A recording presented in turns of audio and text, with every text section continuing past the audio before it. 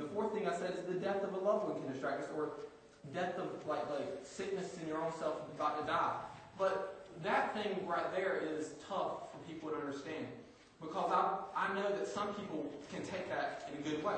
And that's maybe why God, in a way, He doesn't want people to die, but He allows it to die so maybe we can get our focus on Christ.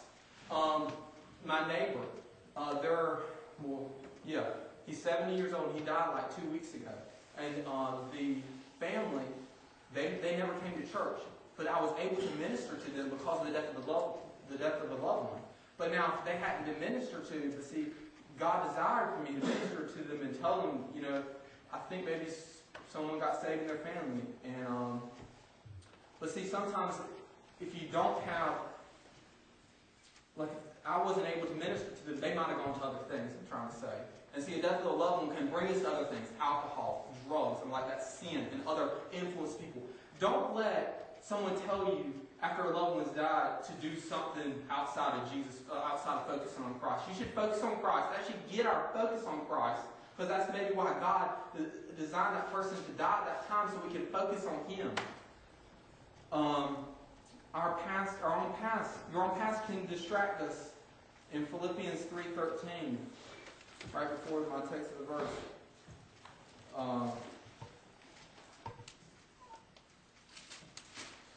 it says, "Brethren, I count not myself to have apprehended, but this one thing I do, forgetting those things which are behind, and reaching forth unto those things which are before." I'm a pretty big sports fan, and I think that like when a team, if it loses a game, it doesn't seem to focus. I mean, it focuses all its attention on that lost game, and it has the next game ahead. Let's say I'm a Duke fan, and I am a Duke fan, and then they just lost to NC State, and they come and play North Carolina. They're having this game against North Carolina. They just got blown out by NC State, and they're about to play North Carolina. I believe they were focusing on that past, and they come and try to play North Carolina and try to beat them, and they're all focusing on that. They're not going to be focused on the game before. See, it says, forgetting those things which are behind and reaching forth unto those things which are before. That game is right before them. They can focus on that stuff behind. There goes cell phone. But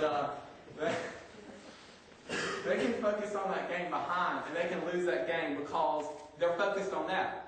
And that's what I'm trying to say. Is y'all might have a past. Well, Paul had a past. He wasn't focused on what was before him. What was behind him. He was the strongest persecutor of the Christians.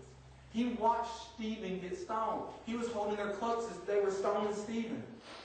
But he wasn't going to focus on that and let him he wasn't going to let that destroy him to not reach for the mark and go for the prize which is in Christ Jesus. He wasn't going to allow the past to do what he can do right before him. And that's what I'm trying to say for you tonight. All of us have a past. I got a past. Everyone's got a past. And, you can either just keep on focusing on that past, or you can look right before you. And like I said, like a sports team, if they focus on the past, they don't seem to win that game right before them. I've seen it. Like I said, I've seen a lot of sports, and they never win that game. If they wanted it, if I just went out and I led 10 people to the Lord, and I was bragging about, that's not great at all. But I'm saying I just did so much good for the Lord yesterday. Like if they won a big game, like some team won a huge game, and they had to play another team, and they just said, man, look what we just did, and they're not focused on the game before. That's the same thing with the Christian life. You can't focus on your past and what you've done for God. You got to focus on what's now. Each day is a new day in God. And like I said, with a past, as far as a bad past, thank God that He's given you a new day to live, a new day so you can live and breathe.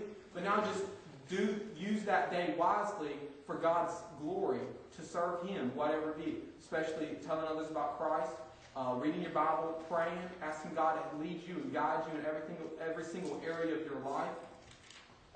So the past can distract us, but don't let it, because if you let that past distract you, you can't focus on Christ.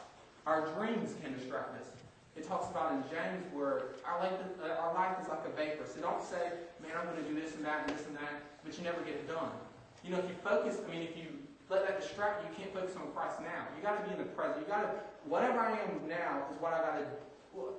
where I am now is all I got. That's all God's given me. Like I said, I don't know if Christ is returning. Man, there's the finish line. I don't know. Only God knows. He holds the future. And so we just got to focus on now. So all these things are distractions away from our focus. Example would be, I'm actually a big hunter too. So if I'm looking through a scope, my 270, and I see this huge buck out there, that's my focus. Okay? I'm focusing in on that big buck. But then a little bug, kind of a mosquito or something, gets in my way on that scope. That's a distraction. What can I do to focus again on that buck? I remove it out of the way. Just like these things I said, if you remove that distraction out of the way, you're going to be allowed to focus fully on Christ. Just like I will be allowed to focus on that big 8-point buck, which I never have shot. Okay, so what happens if we don't remove these distractions? Well, in Numbers chapter 33, verse 55 to 56,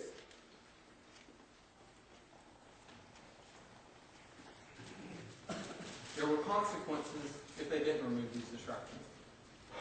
And, we all don't want to face up to the consequences of sin, but there are consequences to sin. Even though we are saved, and if we aren't saved, there is an ultimate consequence, which is hell. But as far as a Christian, we're going to keep on sinning. The flesh is still there. So as far as the distractions, I don't want y'all to face these consequences. If y'all move them out, you will have consequences. The Israelites said, God said, look, right here in 55 and 56, but if you would not drive out inhabitants, those people, remove those distractions, those people of the land from before you, then it shall come to pass that those which you let remain of them shall be pricks in your eyes, that's the consequence, and thorns in your sides, and shall vex you in the land wherein you dwell. Moreover, it shall come to pass, that I shall do unto you as I thought to do unto them. So there is a consequence right there. They're going to be pricks in your sides. In your eyes, and thorns in your sides, and they shall vex you. And that's not good. And God doesn't want us to have these consequences. And He's saying, remove these distractions out of our life. So, and you can do it through Jesus Christ. Just ask Him to, and He will. It's like that mountain. Pray and ask God to remove that mountain, and He said He would. And no matter what that mountain might be, He will.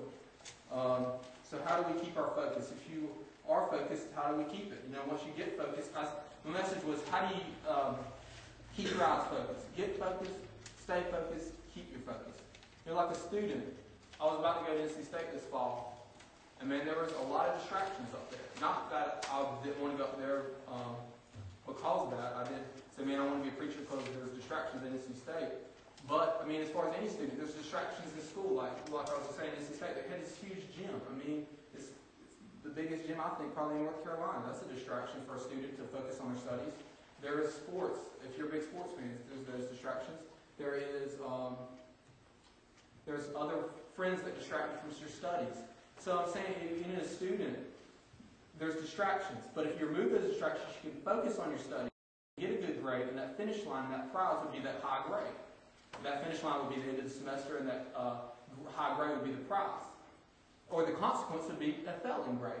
If you don't remove those distractions, you will fail because you did not remove those distractions, and you will lose. I also thought this other idea would be focusing on cutting grass. I tried to cut a lot of grass down here, but I couldn't get much business. Everyone's trying to be a yard man down here in the South. My pastor came from Charlotte, he got 3 yards. But like that is like, once you can focus on cutting, if your wife tells you to go out and cut the yard, she wants you to focus on it and cut that grass. But sometimes on those hot days, that's a distraction. Oh, it's too hot.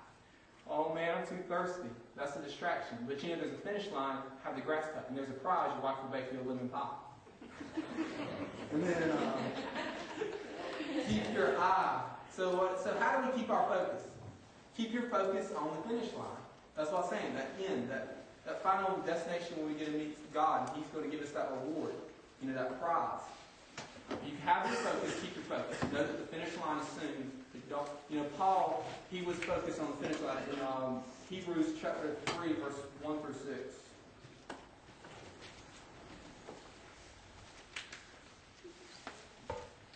Says,